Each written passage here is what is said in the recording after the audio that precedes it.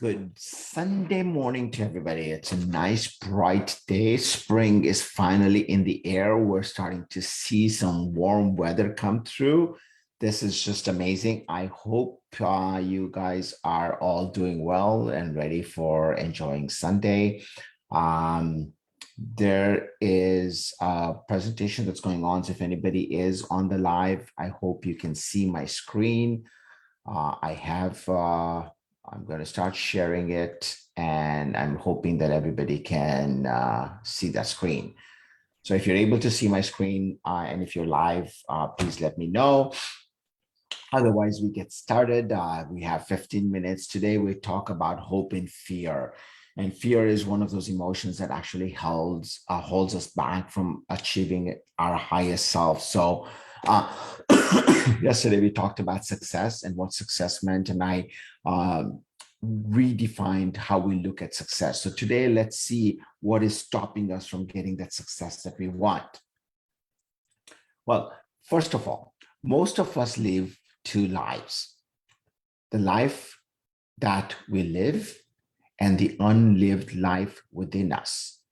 And between the two stands resistance. This is what Steven Pressfield says. And I really, really like this because for a long time, I have been promoting this idea of resistance and allowance. And today we're going to talk a little more about resistance and allowance. So let's talk about resistance and allowance, right? Just have a couple of people joining. So let's get them in. This is great. So yesterday, like I said, we talked about success and what success means to you. And so today we're going to take a deeper dive into it and then see what's there. Now, have you ever bought a treadmill and just let it stay there in the dust or in the attic? Hi, Nasreen. Hello, how are you? Good. How are you? Wonderful, thank you. Are you seeing my full screen? Yes, I am. Okay, excellent. Thank you. You're welcome. Yeah. So yesterday we talked about success, like I was saying, and today we're going to talk about resistance and allowance and how fear holds us back from achieving our highest self. So, this statement that Stephen Pressfield says is most of us live the two lives. And, you look at it, we want something and then we live another way, right? We buy a treadmill and we let it stay in the dust in the attic. We join a course and then we quit halfway. We want to start yoga and then we stop doing it. We start meditation, we stop meditation. We start on a practice of some sort and we don't, right? How many of us have been wanting to be a parent, a mother, a doctor, an advocate for the helpless, run for office, crusade for the planet, something that is inside you that's sort of a calling? You want to be a painter, you want to be an artist, you want to be a writer, and yet we don't do that, right? We have this vision at some point in our life that we want to be something, we want to realize that vision, but we don't do it. And this is the difference between the life that we live and the life that is unlived within us. Because when you have those visions, when you have this intuition, when you have this desire to do something, that means that exists within you. That is your true purpose. And that's what we want to work towards this journey as we're working through the 21 days. How do you find that? How do you find what you're looking for? Now, when you don't know what the difference is between the two, then that's where resistance stands. So what do I mean by resistance, right? So look at two opposite forces, for instance, right? One going this way, one going the other way. And you can see the red arrow is going one way, which is a lot more struggle. And then you have the other one, which is going the other way, which is the white arrows. There's a lot more. And where the focus goes, the energy flows, right? So resistance normally is the act or power of resisting, right? It's opposing something. It's causing friction. Whereas allowance is the act of and the power to attract what you want that is for your highest good, right? Now, unfortunately, we look at resistance coming in from a number of different ways.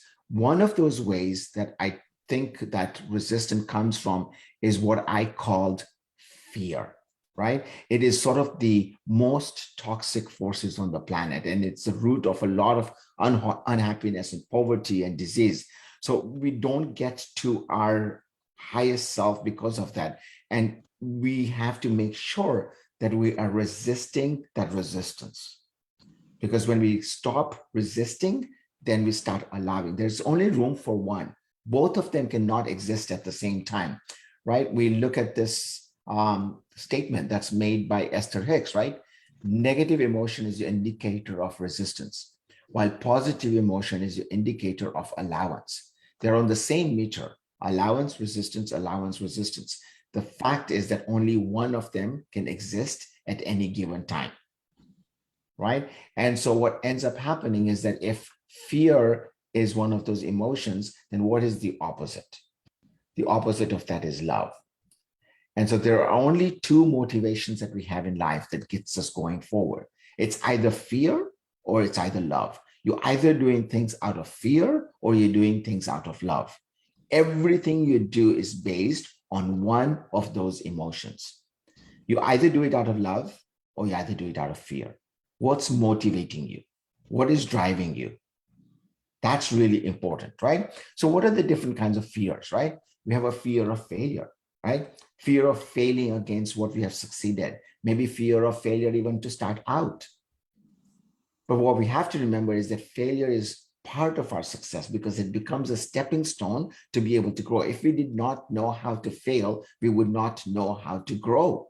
You look at a child that starts walking, right? He doesn't take his first step and is able to walk. He stands up or she stands up and will fall. And then we encourage that actually. Every time they fall, we actually clap because we know that they're taking a step. But as we grow older, for some reason, every failure that we have is a negative. And so we build that into it and we become fearful of that as opposed to using it as a stepping stone. Now, there's the other extreme where people become very successful and then they stop doing what they're doing. And at that point, they have a fear of success because they're trying to be so busy, they're afraid of what's going to happen next. What if I lose everything that I've built up? Right? The person that has nothing sometimes has actually less fear than a person that has too much. Because it's, the kinetic energy, right? That's there. Potential energy from a higher to a lower is a lot more than from a lower to a lower. And so sometimes when we stop being busy, when we're successful, then we become more mindful. When we become mindful, then that fear of failure no longer exists. The fear of success no longer exists. Because we talked about success yesterday. Success comes from servicing, not from accumulation. The accumulation comes when you have the success. And so when we change that model of success again, that fear no longer exists. And the fear of rejection normally shows up in relationships, right? Or you're just afraid to try something new. And so what ends up happening is you tend to repeat the same things over and over and over, and you think things are going to change, but that's just a sign of insanity, right? And somehow there is some payoff for the person that keeps on doing the same thing over and over, but that doesn't really get you to where you want. And the reason you keep on doing what you're doing, you're afraid of change, is because you're afraid of rejection. And so all of this fear of failure, success, rejection, and many other fears, what they result to is procrastination. Now, although procrastination is not a fear in itself, it is what results when you stop doing stuff out of fear. When you start doing things out of love, you do not procrastinate. But when you start doing it out of fear, you procrastinate. For somebody who loves going to the gym, you tell them going to the gym is a lot of work, they'll say, no, I love doing it. So they go. And although there's pain involved in lifting those weights and stuff like that, they're there because they're enjoying it. They're doing it out of love. But the person that wants to go to the gym and looks at it as pain, well, they're doing it out of fear. I don't want to have that pain. You have that rejection of pain. So then you don't do it and you're not doing it out of love. So you procrastinate and that's why you don't go. And Sadhguru has a really great comment, right, about hope and fear. And he says, if a person has no hope, he is truly blessed because that person has no fear of failure. It is beautifully and powerful, right? We always say, I hope I can get this done. I hope I will do this. If you're fearful, I hope it gets done. How, if you're afraid of failure in writing an exam or some certification or doing your first writing, or you're writing your first book, or you're doing your first painting, whatever that may be, I hope it works out. Well, hope comes from a sense of not having that love in what you're doing. And so you create that fear. But if you don't have hope, there's no fear, because hope in itself creates that resistance that we're talking about. And I want to distinguish between hope and faith. Hope is not faith. They are not the same thing. Faith comes from love. Hope comes from the absence of love. When you have confidence in the divine power, then you don't hope, because you know it's done. When you have the love in the divine power, it's done. For those of us that have kids, our kids love us unconditionally when we're young. They do things because they know that safety net is there for my parents no matter what. It is when we replace that love with hope that safety net sort of disappears for us, and we bring fear in.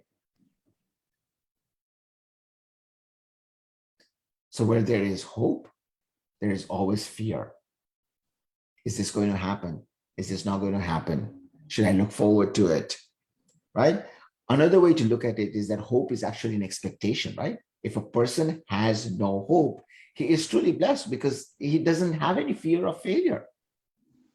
Hope and fear go hand in hand. It's just that if you want something in life, you need to do it without fear, and you add love to it. Think of it this way.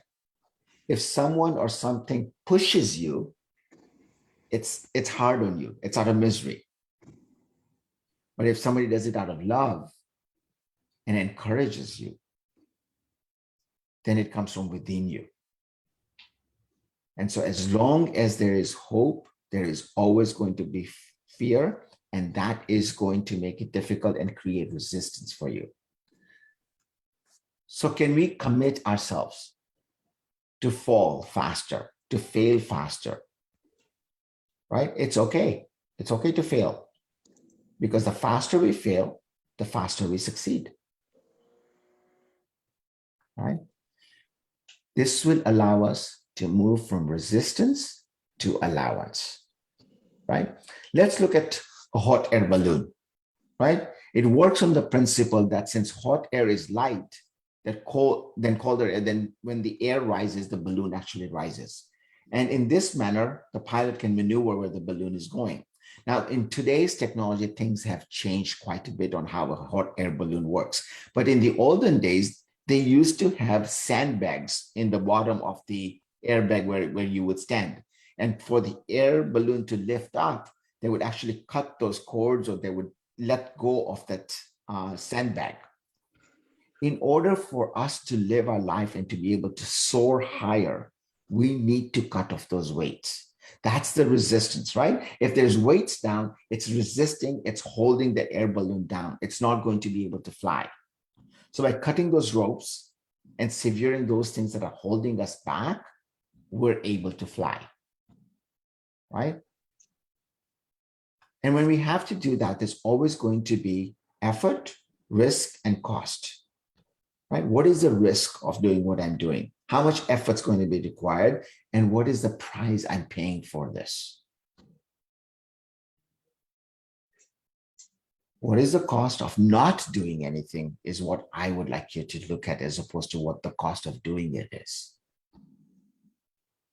What is the risk in letting go of fear is what I ask. And how much do you really want what you want?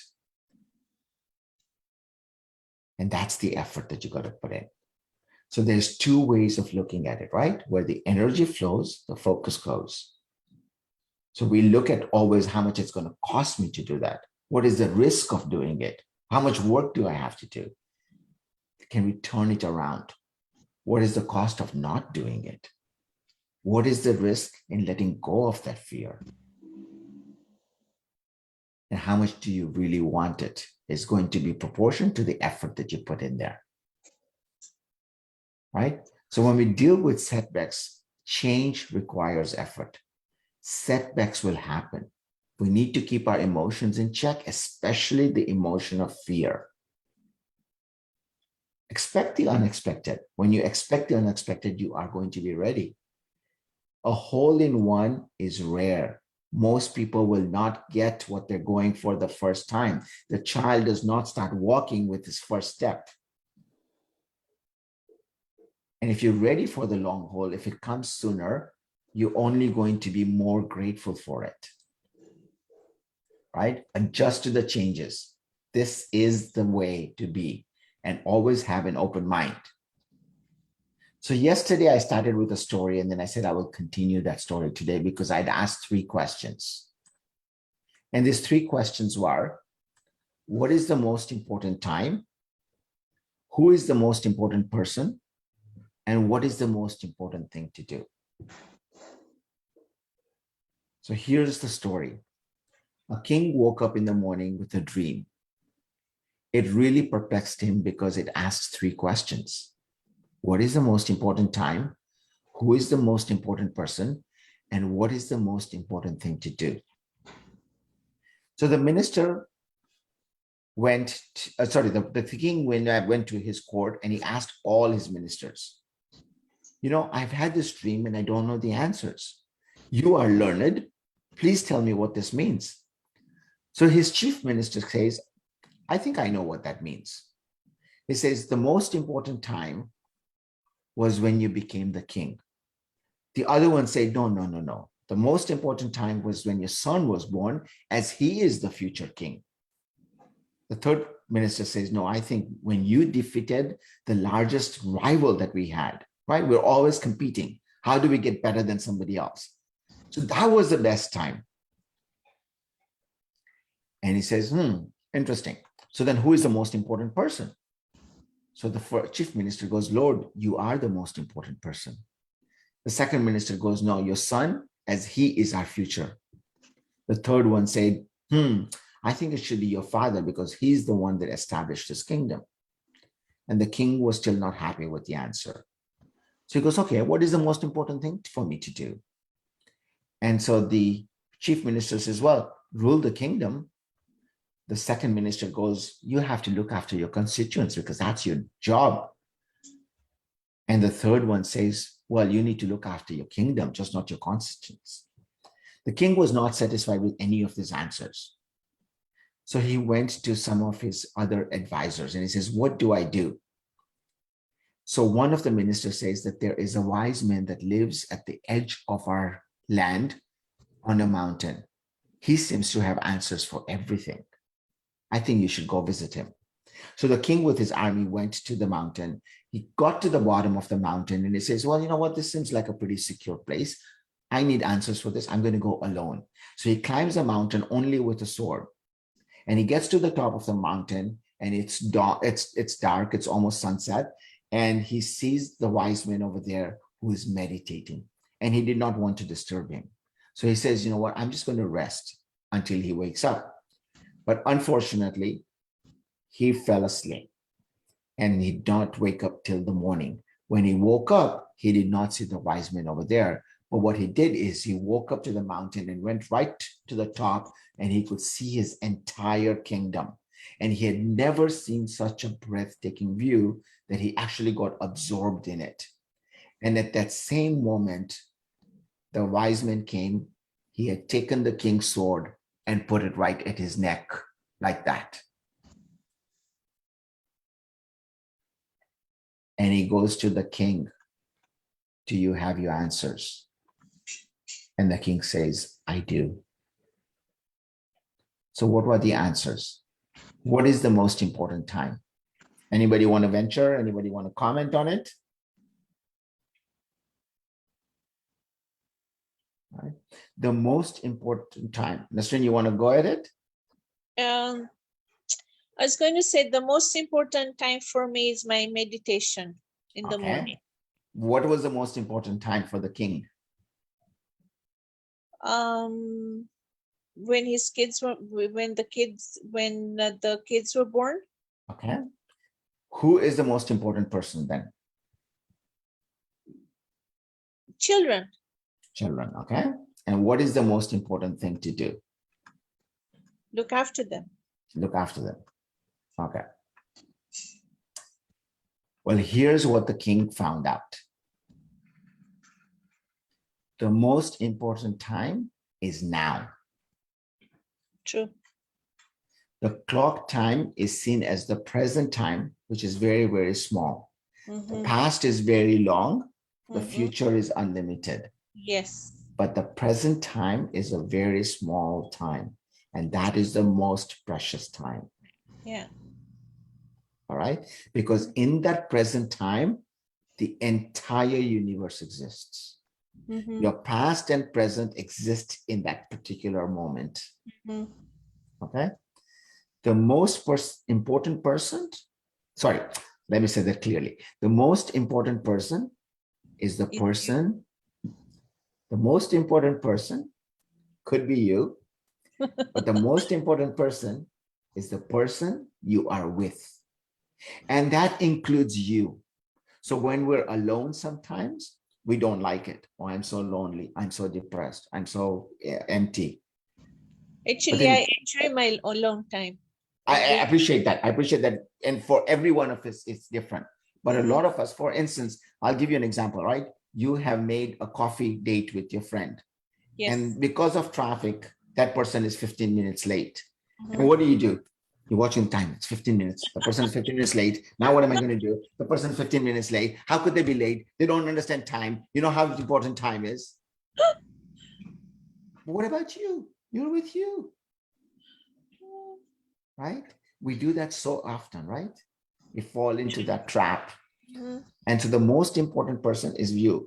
And today with the technology that we have, you and I are sometimes talking, but then I'm also checking my text. I'm looking at who is posted on social media, so my email is in, what time is it? I got to constantly do that, right? Can we be present with the person that we're with? Because that changes everything. That changes your relationships. That changes time with you. You said meditation was important. When you are meditating, you need to be with you. The reason our thoughts are somewhere else is because you're not with you. True. So what is the most important thing to do then? Look after yourself and be you. Yes. To be present in whatever you are doing. Yeah. If you're eating, then eat. Yes. If you're reading, then read. If you're talking, then talk. If you're meditating, just meditate. Yeah. You unfortunately have this golden goose syndrome, right? I want to take everything out right now, get the gold, and then it's done. That's not the purpose. Yeah.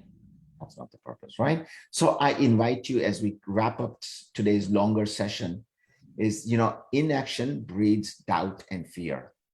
Action breeds confidence and courage. And so if you want to conquer this fear that is holding us back, what can we do? What's the one step you can take today to be able to get over that fear so that you are getting to your highest potential? Remember, the present is available to you now. The current moment is the best moment to start. You are the most important person when you're with you. And there is no better time than now. Thank you for being here on a Sunday. Tomorrow, we actually hit the 7-day mark. And tomorrow we talk about a very, very important concept that I love. For those of you who know what Ikigai means, I'm going to go a little deeper into it. For those of you who don't know Ikigai is, this is how we find your purpose. Thank you so much for being here. Thank you, okay. Thank you. How are you doing? Good. You did good. Yeah. All right. Take care. Thanks. You too. Bye. Bye-bye. Bye.